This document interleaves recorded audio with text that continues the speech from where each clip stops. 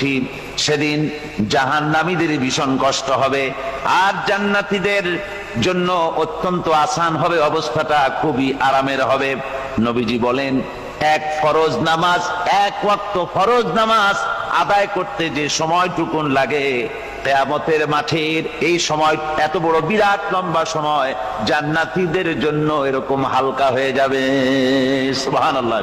হযরত আবু সাঈদ খুদরী রাদিয়াল্লাহু তাআলা হাদিস কেন বর্ণনা করেছেন, এক ওয়াক্ত নামাজ, একটা ফরজ নামাজ পড়তে যতটুকুন সময় লাগে, এতটুকুন সময়ের ভেতরে জান্নাতীদের কারবার শেষ হয়ে যাবে। সুবহানাল্লাহ বিহামদি। আর ওদের কারবার তো শেষই হবে না।